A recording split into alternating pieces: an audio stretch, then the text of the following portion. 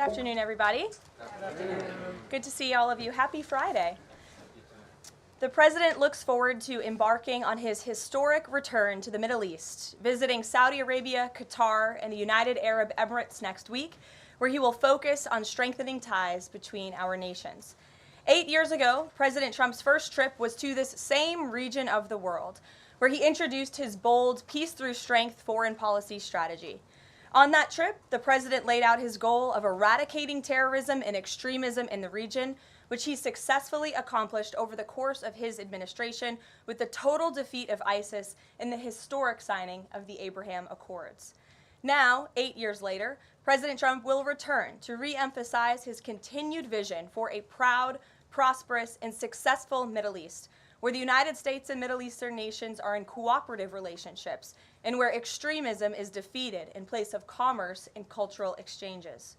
This trip ultimately highlights how we stand on the brink of the golden age for both America and the Middle East, united by a shared vision of stability, opportunity, and mutual respect. The President greatly looks forward to visiting with our brave men and women in uniform at our U.S. Air Base in Qatar throughout this trip. Yesterday, President Trump demonstrated the art of the deal and secured a historic trade agreement, despite all of the naysayers who said no deals were coming. That, of course, turned out to be untrue. On the 80th anniversary of Victory Day for World War II, President Trump announced a great deal that provides American companies unprecedented access to the UK markets while bolstering U.S. national security. This trade deal will massively expand U.S. market access in the United Kingdom, creating a $5 billion opportunity for new exports for U.S. farmers, ranchers, and producers. This includes more than $700 billion in ethanol exports and $250 million in other agricultural products like good old American beef. The deal commits the United States and United Kingdom to work together to enhance industrial and agricultural market access and strengthens American competitiveness. Importantly, the deal also ensures streamlined customs procedures for U.S. exports. The UK will also be purchasing $10 billion of American-made Boeing planes as part of the deal. A trade agreement like this between the United States and the United Kingdom was being worked on for many years but continued to prove elusive. But because of President Trump's bold negotiating approach, he got it done. All of this happened because of President Trump's implementation of powerful tariffs to end the era of economic surrender and rebalance America's trading agreements. American workers and companies are the best in the world, and they finally have a president who has their backs, fights for them, and delivers good deals that puts them first. This is just the first of many trade deals to come. Get ready for more historic deals and our country to boom like never before. On that note, Treasury Secretary Scott Bessent and Ambassador Jamieson Greer will meet with the lead representatives on economic matters from the People's Republic of China over the weekend in Switzerland. As President Trump has said, the United States and China have been talking for some time over the course of the administration, and now teams from both countries will meet in person to continue discussions. You can be certain that President Trump and his trade team will ensure we work to achieve the best deal possible for America.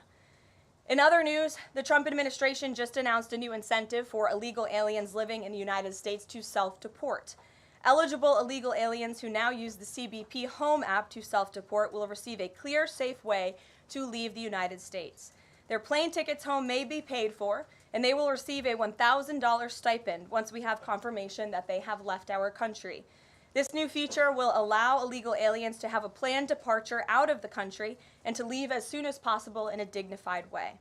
If illegal aliens make the right decision here and submit their intent to depart through the CBP Home app and pass extensive vetting, they will be temporarily deprioritized for ICE detention and enforcement action before their scheduled departure. And leaving voluntarily in this matter may improve their legal immigration options in the future. This initiative will also save massive amounts of money for American taxpayers. Voluntary departures are much more cost-effective than traditional removals. By deploying the CBP Home app in this new way, President Trump is aiming to reduce the need for costly arrests, detentions, and court proceedings. Currently, the average cost of traditional removal is more than $17,000 per illegal alien.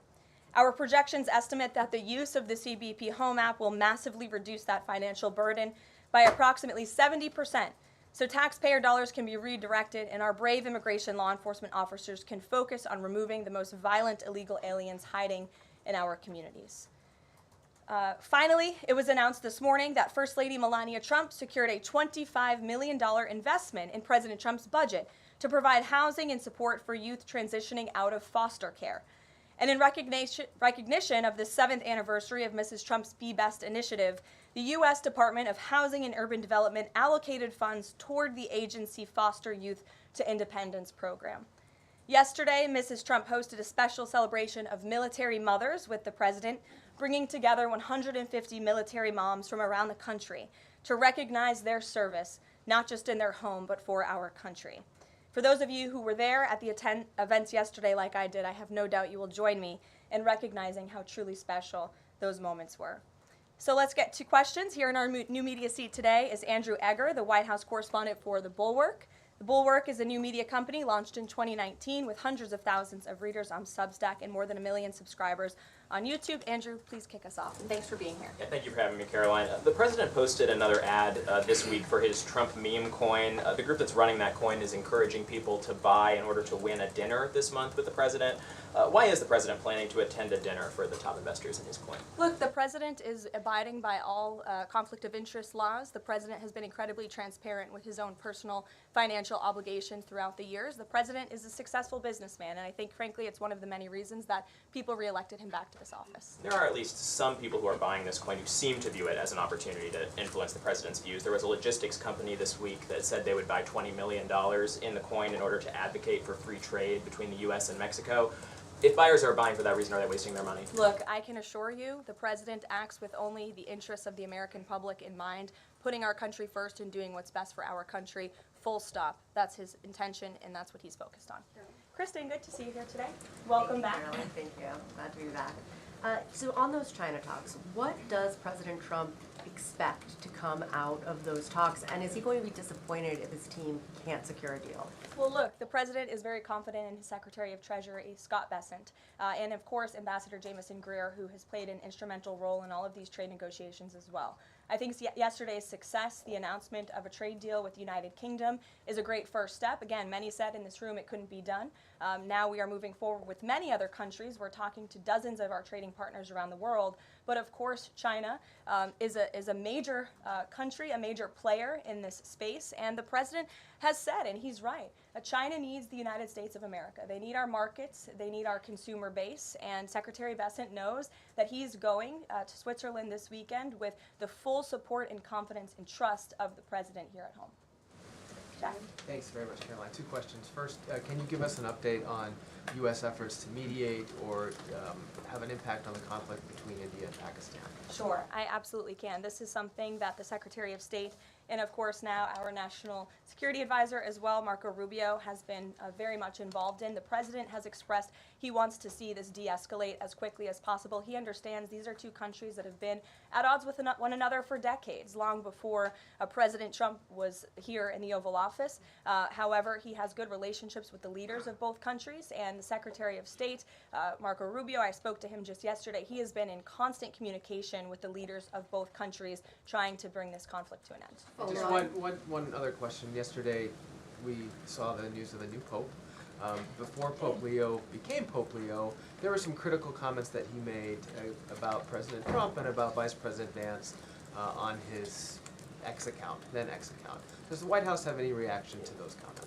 The president made his reaction to Pope Leo's announcement yesterday very clear. He is very proud to have an American Pope. I think it was a surprise to everyone. I saw the news media was surprised to report on that yesterday, but it's a great thing for the United States of America and for the world, and we are praying for him. Thanks, Caroline. The president has been pretty firm on keeping these 145% tariffs in place on Chinese imports. Today, via Truth Social, he said that he'd be possibly open to lowering those to 80%. Why the change, and how did the president land on 80? The president still remains with his position that he is not going to unilaterally bring down tariffs on China. We need to see concessions from them as well. And again, that's part of the reason that Secretary Bessent is going to talk to his Chinese counterparts this weekend to start those discussions in person. As for the 80% number, that was a number the president threw out there, and we'll see what happens this weekend. And always in the effort of transparency, I'm sure you'll hear directly from the Treasury Secretary or the president after those negotiations conclude. Jackie. Thank you, Caroline. Why did the White House announce this deal with the UK before all of the details were finished? That's not true, actually. I saw the fact sheet. I saw the deal as well before the president brought all of you in the Oval Office in the effort of transparency. You had the president and the prime minister on the phone talking to all of you directly about how this was a great deal, a phenomenal deal, and discussions will continue. But as I spoke to our Ambassador Greer yesterday, this is how trade deals work. You set an initial agreement, you set the framework, you set up the deal, and then of course,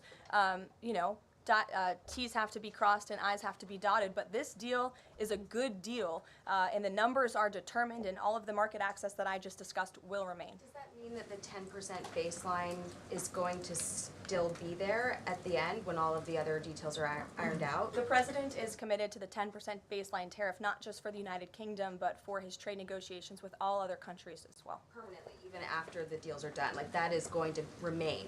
The president is determined to continue with that 10% baseline tariff. I just spoke to him about it earlier. Stephen. Thank you, Caroline. I'd like to ask about New York and about a personnel matter. On New York, the mayor, Eric Adams, is here today. Could you tell us anything more about the visit, who initiated it, what they're talking about? And also, is there any comment from the White House on the air traffic control issues in Newark?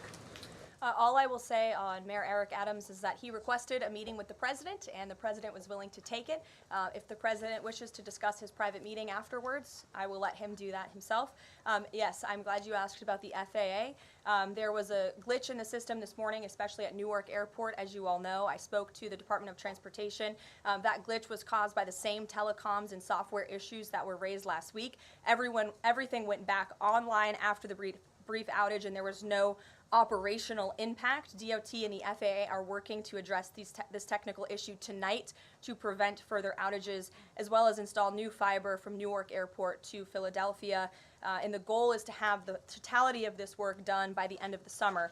I want to add that this outage at Newark Airport speaks to why the Secretary of Transportation yesterday made a massive announcement in investing in our aviation safety and our telecom system. There's a 4-part infrastructure plan that was released by the Secretary of Transportation yesterday to improve communication, surveillance, automation, and their facilities. They want to replace the antiquated telecom systems with new fiber, wireless, and satellite technologies, replace more than 600 radars, which have gone way past their life cycle, and address runway safety. They want to build 6 new air traffic control centers for the first time since the 1960s and replace towers as well. They want to implement new modern hardware and software for all traffic facilities to create a common platform system throughout the towers. These are much needed changes. This is a very bold plan by the Department of Transportation. I think it's unfortunate that the previous administration sat on their hands and did nothing, but how grateful we are that we have a Department of Transportation and a secretary and a president who's willing to take bold action and change. The personnel matter, Go Caroline, ahead. could I ask? Thanks, Caroline. Just going back to India, Pakistan, can we expect President Trump to get in touch personally with the leaders of those countries to try and de-escalate this situation? If and when that happens, we will certainly let you know. Natalie. Thanks, Caroline. Sure. I have a question about the Middle East trip. Will any of the president's family members, like including Don Jr., Eric, or Jared Kushner, be joining him on the trip? I am not tracking any of the president's family members joining us at this time, but of course the first family is welcome to come. I hope they would. They're great people, great to be around, but I'm not tracking them on the manifest. And given that you noted he is a successful businessman, do you know if the president has any plans to meet with any of the folks involved with any of the family businesses over there, or see any of the sites that are going to be Not to my knowledge, and let me just get to the premise of your question that both of you have raised. I think it's frankly ridiculous that anyone in this room would even suggest that President Trump is doing anything for his own benefit. He left a life of luxury and a life of running a very successful real estate empire for public service, not just once, but twice. And again, the American public reelected him back to this White House because they trust he acts in the best interest of our country and putting the American public first. This is a president who has actually lost money for being president of the United States. I don't remember these same type of questions being asked of my predecessor about a career politician who was clearly profiting off of this office. That is not what President Trump does, and this White House holds ourselves to the highest of ethical standards. Phil. Thank you. There's this Reuters report that the U.S. is in talks with Israel about an American-led post-war administration in Gaza. Is that accurate? Are these talks ongoing? We are in constant communication and dialogue with our counterparts and our allies and friends in Israel. Ron Dermer was here at the White House yesterday meeting with members of President Trump's team. As for the situation in Gaza, the president and his entire national security team have made it very clear we want to see the hostages released from Gaza. That is a priority for this administration. As for what that looks like, and even moving beyond that, I'm not going to get into the details of plans that frankly may or may not have even been proposed, but I can emphasize what the president holds closest in his heart right now, and that's the release of all of the hostages in Gaza. And then there's been some conservative pushback to some of these salt tax, the salt tax cap. For instance, Majority Leader Steve Scalise said that bringing back the state and local tax deduction would essentially mean, quote, 45 states are subsidizing 5 states that have very high taxes imposed by leftist governors. Is he wrong? Is it fair to ask red Indiana to bail out blue New York? Well, look, this is an ongoing discussion on the Hill. There's a lot of disagreement on Capitol Hill right now about the SALT tax proposal, and we will let them work it out. As for the tax provisions in the reconciliation bill, the priorities of this president, he has made them incredibly clear. No tax on tips for our hardworking service workers, no tax on Social Security for our well-deserving seniors who have worked their whole lives to pay into this system, no tax on overtime for hardworking Americans as well, and there's a plethora of other priorities the president wants to see in this bill. Anyone who opposes this bill will be opposing the largest tax cut in American history. They will be voting to raise taxes by the tune of $4 trillion on the middle class of this country, and we look forward to holding them accountable for that. Everyone on Capitol Hill on both sides of the aisle should be supportive of the president's tax priorities. Follow up on that? Go ahead. Sure. Go ahead, and then I'll go to your follow-up. Thanks, Caroline. I want to follow up on the Truth Social post. So the president's saying 80% tariffs could come down. Just an announcement would be enough to lower those tariffs. Is that what he's looking for from the Chinese concessions? Well, that's not what the president said. He said that an 80% number may sound good to him, but again, he's in constant contact with our Secretary of Treasury, who will be leading these negotiations this weekend. And historically, the Chinese have made the meeting itself a win. What does a win look like out of these meetings for the president this weekend? A good deal for the American worker and the American people. Go ahead. Thanks, Caroline. Yeah, back to the reconciliation bill. Can you just clarify the president's position a little bit specifically on the tax issue? Because in his Truth Social post, he said this morning that he would accept even a tiny tax increase for the rich, but then says Republicans probably shouldn't do it, but I'm okay if they do it. So what is it that he wants? Does he want them to increase the tax rates? The president wants tax cuts, the largest tax cuts in history. He wants to extend his historic tax cuts from 2017, and he wants to see all of the other tax priorities that I just laid out for you included in this bill as well. As for the policy proposal you're talking about, the president has said he himself personally would not mind paying a little bit more to help the poor and the middle class and the working class in this country. I think, frankly, that's a very honorable position. But again, these negotiations are ongoing on Capitol Hill, and the president will weigh in when he feels necessary. Encourage them to have a higher bracket for top earners? The president has made his personal position on this matter clear. Michael. The president's in constant communication with leaders on the Hill. Ahead of the president's trip to the Middle East, he's mentioned he wants to rename the Persian Gulf the Gulf of Arabia. Iran is now saying that doing so will bring the wrath of all Iranians. Can you talk about the support that the Gulf of Arabia has in the region and why this is important to the president? Well, first of all, the president has said he hasn't made a determination yet. That was in the news that you guys all asked him about it, and he said he wasn't quite sure. So he hasn't made a definitive decision on that yet. And secondly, Caroline, the president has shown support for South African refugees that are coming to the United States next week. Can you talk about what these refugees are fleeing and why this is a priority for the administration? Well, the president has actually signed an executive order on that matter. My office can get it back to you, Michael. But this group in South Africa has faced racial persecution. In fact, the government there has vowed to take away their farmland that they own. And so the president has talked significantly about this. As for further details on refugee claims and asylum claims, I would defer you to the State Department. Can I follow up on that? Go ahead. No, in front of you. Thanks, sorry. Sure. Thank you, Caroline. Does the administration have any response to the news today that a federal judge has ordered the immediate release of Ramesa Ozturk from detention, and particularly his comments that the government submitted no evidence other than an op-ed that Ozturk wrote last year? I will have to check in with the Department of Homeland Security on that particular case, but I think our overall feeling, we've made quite clear that lower level judges should not be dictating the foreign policy of the United States, and we absolutely believe that the President and the Department of Homeland Security are well within their legal rights to deport illegal immigrants. As for visa revocations, the Secretary of State has the right to do that as well. It is a privilege, not a right, to come to this country on a visa. But I'll check in on the specific case. My office will get you details. Sure. Caroline, yesterday the administration appears to have started dismantling the Consumer Product Safety Commission. This is the federal agency, an independent one that does recalls and is responsible for product safety. Does the administration not believe that it's important, to keep toys and cribs? I mean, you're a young mom, off of the product of the market. It's a federal agency within which branch? It's the executive branch. Who's the head of the executive branch? The President of the United States. Created by Congress. He has the right to fire people within the executive branch. It's a pretty simple answer. Francesca. Thanks.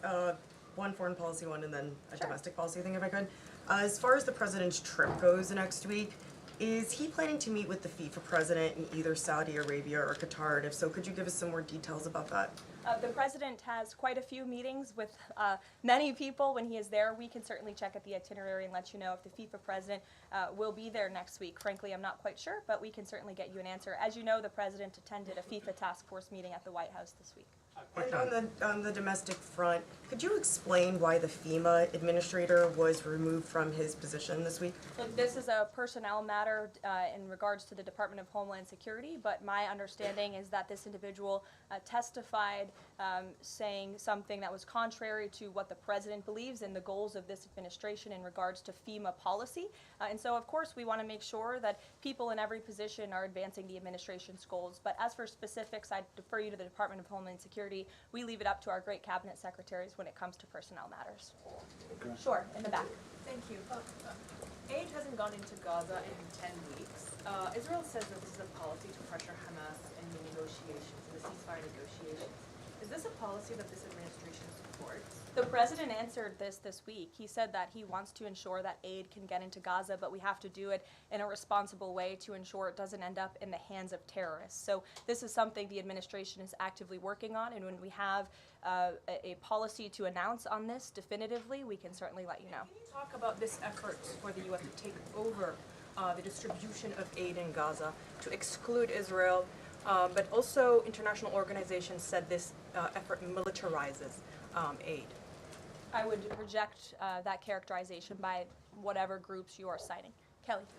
Caroline, thank you. I want to get back to the First Lady Melania Trump dealing with foster children. That's an important component in American life to see what happens to the future of our children, particularly in foster care.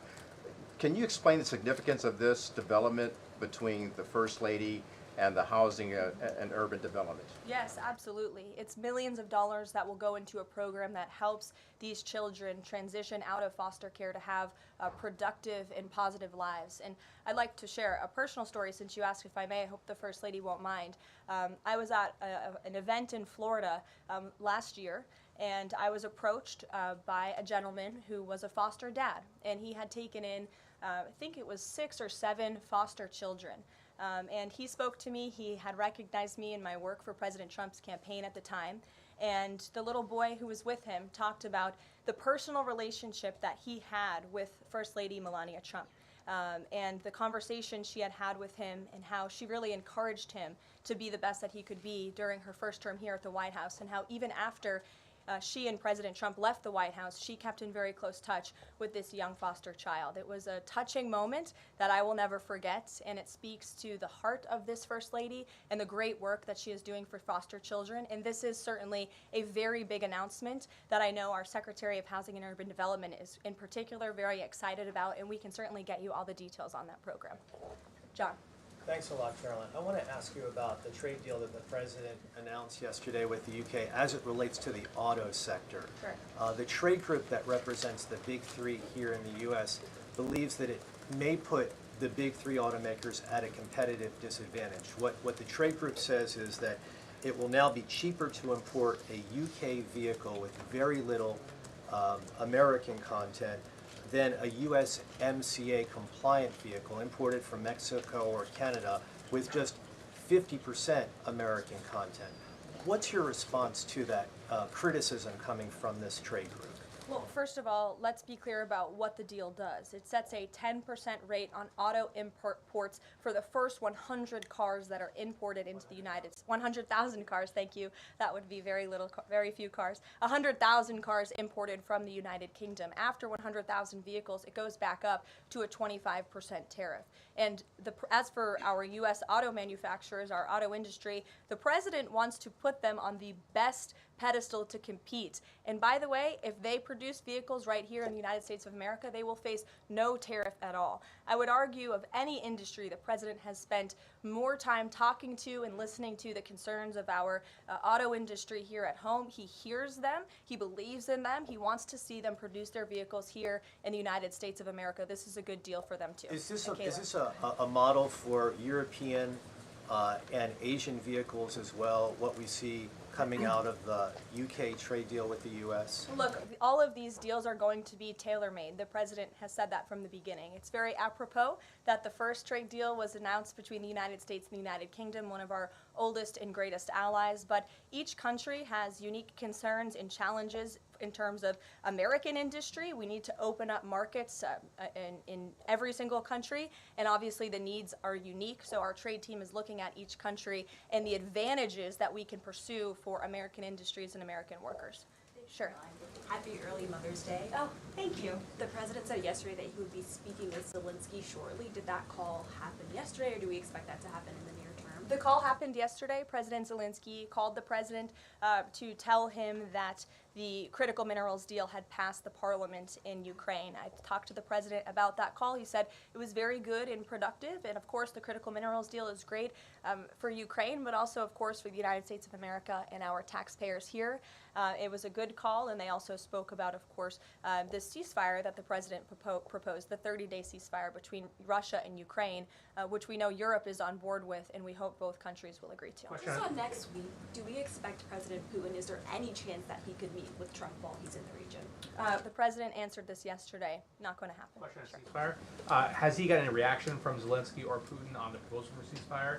Is he satisfied by the reaction to that proposal? Not to my knowledge, but certainly if there is a reaction and updates, I'm sure you'll hear directly from the president. Question, the president fired the Librarian of Congress. Why did he choose to do that? We felt she did not fit the needs of the American people. There were quite concerning things that she had done at the Library of Congress in the pursuit of DEI and putting inappropriate books in the library for children, and we don't believe that she was serving the interests of the American taxpayer well, so she has been removed from her position, and the president is well within his rights to do that. John. Thank you, Caroline. Happy Mother's Day as well. Thank you. President Trump ran on delivering the biggest tax cut in history, got over 70 million votes. Right now, you got a handful of obstructionists in the Republican conference that are saying they're not going to go along with his tax cut package. You just said those that don't will be held accountable. What is your description of being held accountable? Well, look, I think they'll be held accountable by the voters in their respective districts if they choose to vote for a tax hike to the tune of $4 trillion, which would raise taxes to thousands of dollars per household in this country. The president has great political instincts. That's why he's back in the Oval Office, and Capitol Hill should follow his lead. As for the president, speaking of him, he will be signing executive orders later this afternoon. We are happy to provide more information on those executive orders if you wish. Thank you for the Mother's Day wishes, and happy Mother's Day to all of the moms in the room. And don't forget to call your mom this Sunday. We'll see you guys later. Have a good weekend. Thank you, Caroline.